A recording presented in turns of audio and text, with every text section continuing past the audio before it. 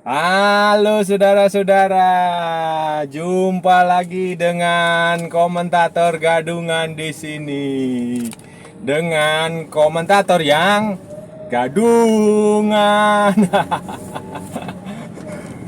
Seperti biasa, kalau kita sudah berjumpa, pasti akan ada yang kita bicarakan.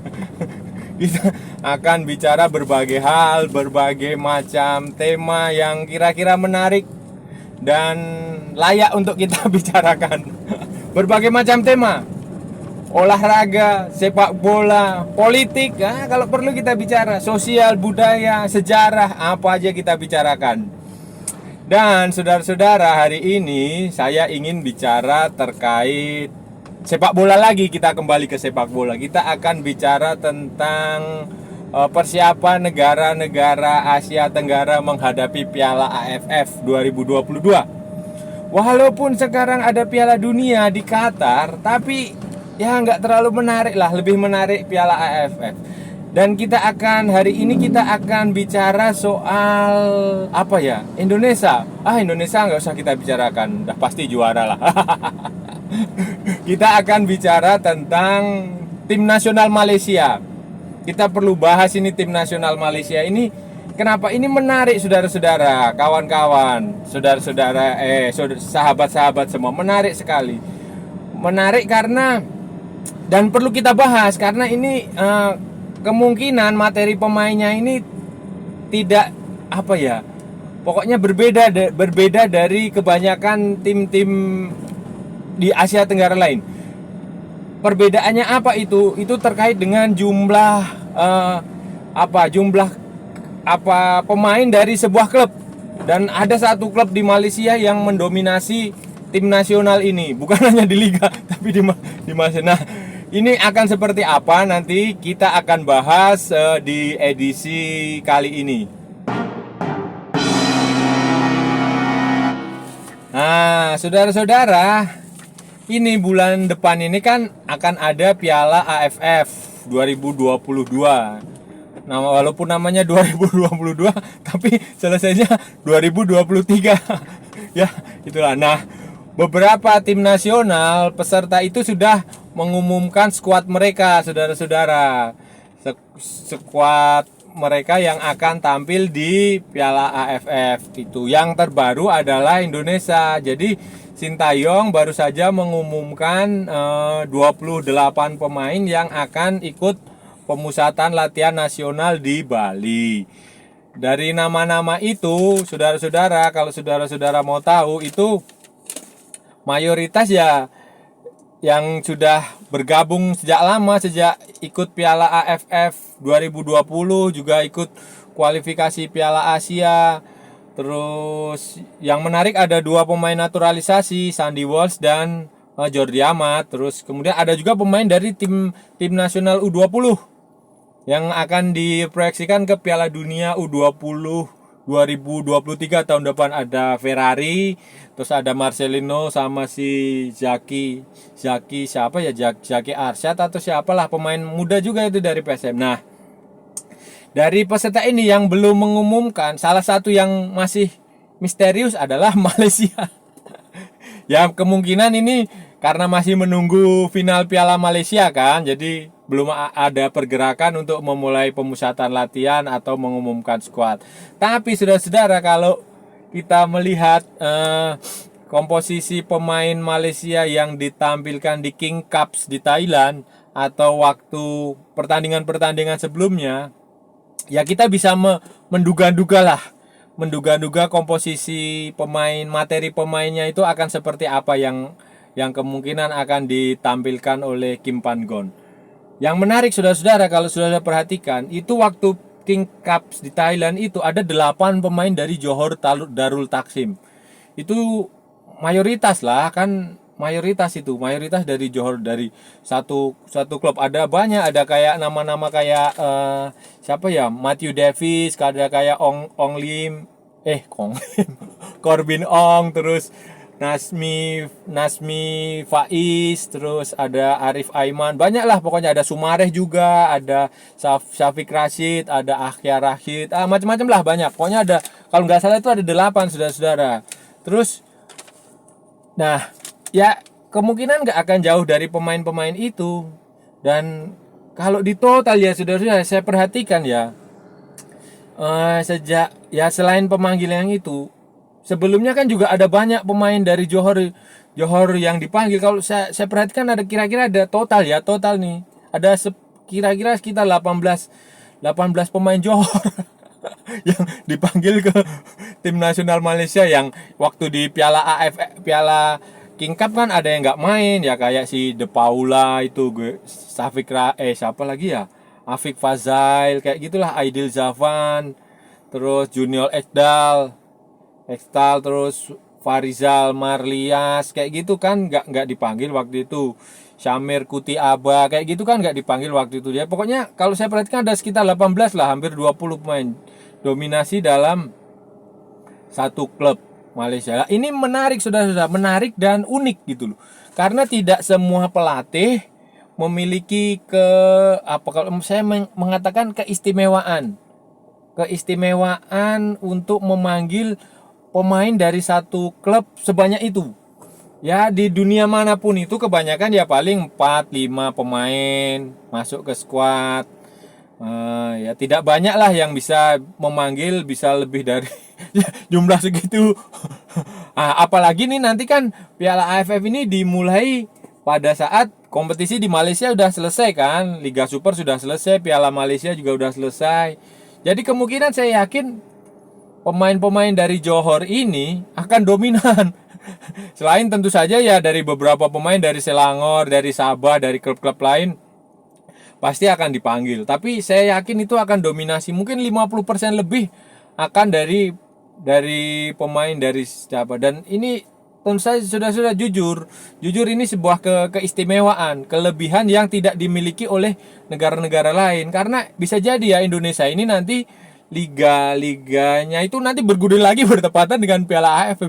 Dan kalau itu terjadi saudara-saudara, tidak bisa Sintayong memanggil semua pemain yang dia mau. Bisa-bisa satu klub cuma dijatah 2 pemain. Nah, kayak dulu lagi. Nah, ini jadi bersyukurlah kalian supporter Malaysia ini punya liga yang sudah selesai berjalan dan punya salah satu klub yang menyumbang banyak pemain di timnas. Ini beruntunglah kalian, dan saya rasa peluang kalian Malaysia itu untuk bisa mencapai semifinal udah pastilah itu. Mencapai final dan kemungkinan bisa juara ya kita lihat lagi lah. Saudara-saudara, terus bagaimana saudara-saudara dengan banyaknya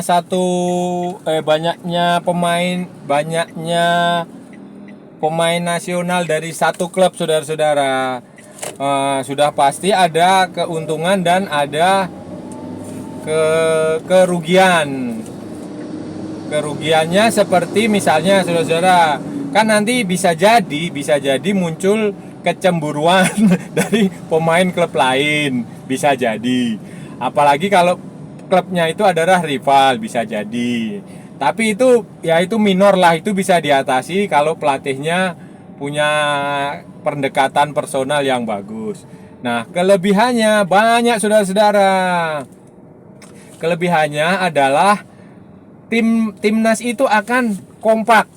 Ya, pemain akan padu akan pokoknya akan bermain sebagai sebuah unit, sebagai satu kesatuan. Kenapa? Karena mereka terbiasa main bersama di klub.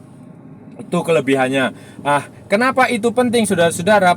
Pelatih senang dengan memanggil pemain dari satu klub dalam jumlah banyak untuk tampil di sebuah turnamen atau di pertandingan internasional. Karena melatih klub ini berbeda dengan melatih timnas, itu beda dengan melatih klub saudara-saudara. Bedanya di mana? Bedanya kalau di klub Anda bisa ketemu pemain Anda setiap hari. Anda bisa mengajarkan pemain Anda cara menendang bola yang benar, cara bernafas yang benar, cara umpan yang benar, cara menendang, cara apa-apa yang benar lah. Pokoknya cara mengumpan, itu Anda bisa ajarkan di klub. Karena Anda ketemu setiap hari. Anda bisa menginstal ide-ide Anda kepada pemain setiap, dan itu waktunya lama, dan itu pemain akan belajar seperti di sekolah lah, di kampus, di akademi mereka akan. Tapi kalau di klub di timnas tidak bisa, saudara-saudara, karena waktunya pendek.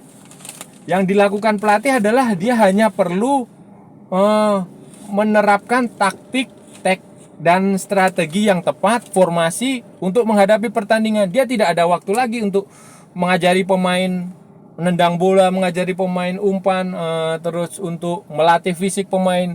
Kecuali dia punya waktu sebelum turnamen 2 bulan atau 3 bulan, itu bisa.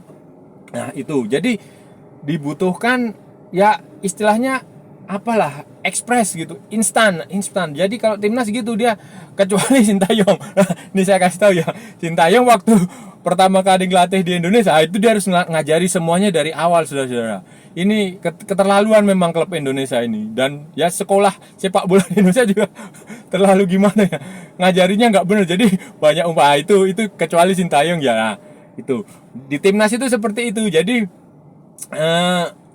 tidak butuh berlama-lama gitu. Jadi begitu kumpul hari itu, jadi 1-2 hari kumpul latihan langsung dikasih teknik. Jadi dalam mindset pelatih tim nasional itu, pemain nasional yang dipanggil itu sudah jadi, sudah ngerti cara menendang, sudah mengerti cara bermain, sudah paham peraturan, sudah paham taktikly. Tinggal dia dilancarkan waktu pertandingan, tinggal melihat lawannya seperti apa, nanti tinggal di kontra strategi terhadap lawan seperti apa. Nah, dengan memanggil pemain dari satu klub yang jumlahnya bisa, yaitu tadi 8 pemain, 10 pemain, 18 pemain. Nah, itu akan memudahkan pelatih untuk dalam hal itu. Jadi dia nggak akan repot-repot lagi. Dia udah tahu, mereka di klub udah biasa main bersama, setidaknya selama semusim kan, udah main bersama. Ini tinggal begini, tinggal nanti aja di lapangan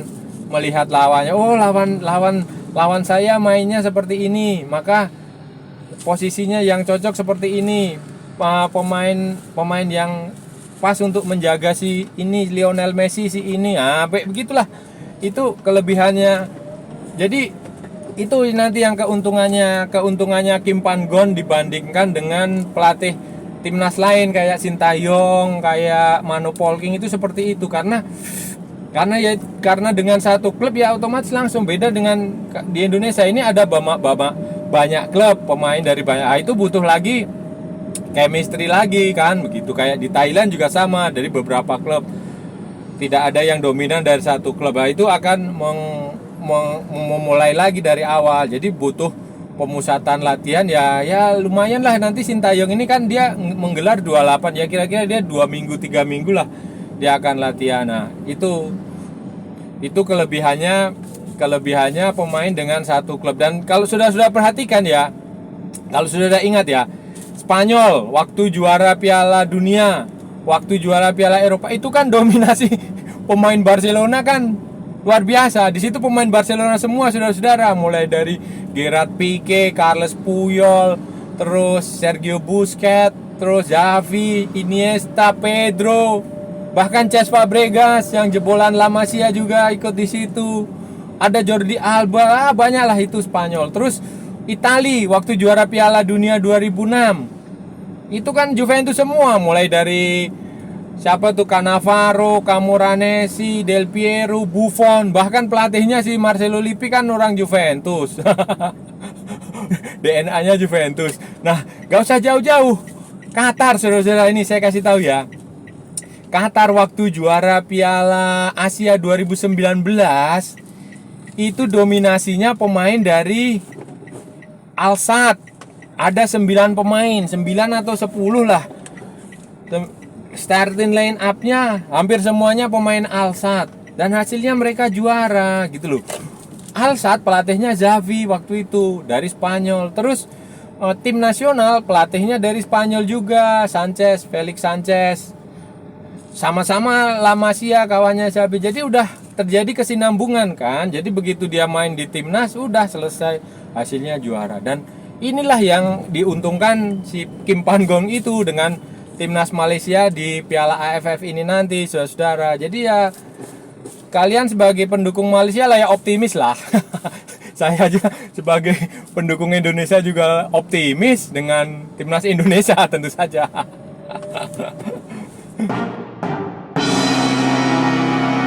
Nah, kemudian bagaimana kira-kira peluang Malaysia nanti di Piala AFF? Peluangnya besar, saudara-saudara. Peluangnya besar di fase grup ya. Kan kalian Malaysia kan akan ketemu Myanmar di pertandingan pertama. Lah, itu kuncinya ada di kalau lawan Myanmar, ya saya rasa bisa menang lah. Malaysia lawan Myanmar walaupun akan main di kandangnya Myanmar. Kemudian pertandingan kedua lawan Laos ya, Laos di Malaysia kali ya, di Bukit Jalil kalau nggak salah ya. Nah, itu juga bisa menang. 2 kemenangan pertama udah cukup kan.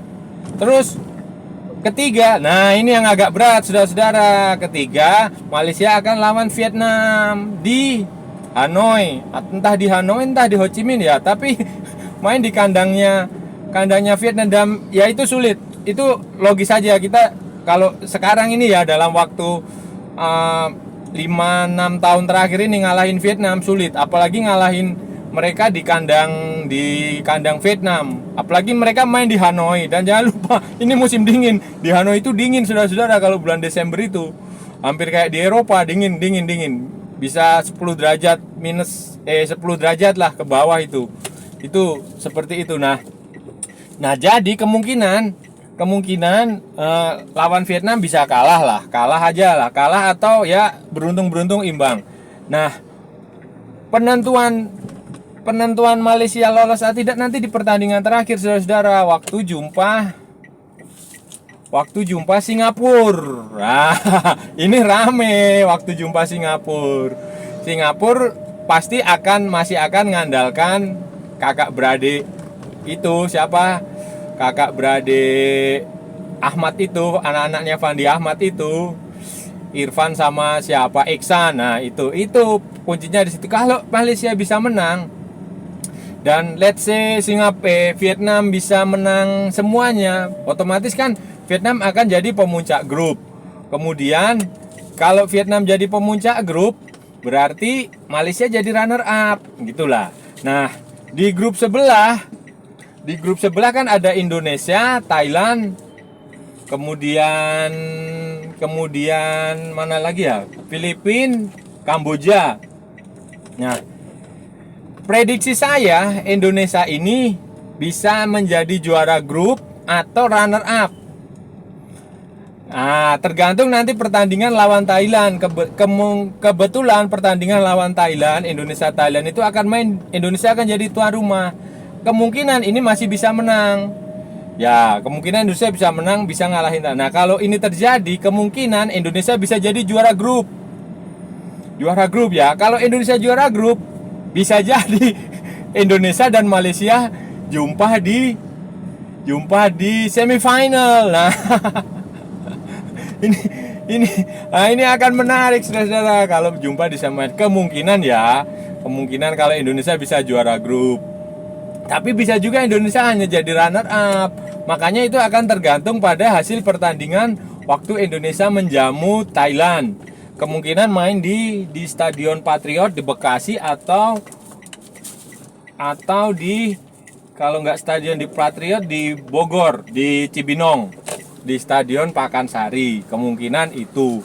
Nah, kalau itu bisa menang atau kalau itu imbang, ya nanti akan kemungkinan kalau itu imbang ya kemungkinan Thailand yang akan di atas, karena Thailand pasti akan ngalahin tim yang lainnya dengan skor besar kan. Ada Brunei, ada Kamboja ya. Nah, itu sudah ya. Ini ya kita tunggu aja. Saya sih berharap personal nih ya, sudah ya, Indonesia dan Malaysia ketemu di semifinal atau di final. Syukur-syukur bisa di final. Nah, ini yang saya harapkan sih, dan rasanya akan bisa terjadi itu saudara-saudara. Nah, itu tadi saudara-saudara, kita sudah bicara panjang lebar, kita sudah membahas peluang tim nasional Malaysia, kita sudah membahas seperti apa kekuatan Malaysia yang kemungkinan akan ditampilkan di Piala AFF 2022 yang akan dimulai bulan depan Desember. Kita udah membahas panjang lebar dan kita sudah bicara tentang kemungkinan bisa Indonesia dan Malaysia bisa berjumpa. Kita sudah membahas itu dan ya kita udah bicara panjang lebar lah saudara-saudara ya. Saya rasa udah cukup ya kalau kita sudah ngomong seperti itu. Kalau ada salah-salah ya saya mohon maaf, namanya juga komentator gadungan, komentator palsu. Kalau itu benar ya berarti sebuah kebenaran saudara-saudara. Jangan lupa kalau Anda menganggap channel ini bermanfaat, jangan lupa like, share, and subscribe. Ikuti pula akun media sosial komentator gadungan di Instagram dan di YouTube, Instagram dan di Facebook. Dan kalau ada waktu kita sambung di lain kesempatan saudara-saudara. Nah, dan saya rasa udah cukup ya. Sampai bertemu lagi. Salam olahraga dan merdeka.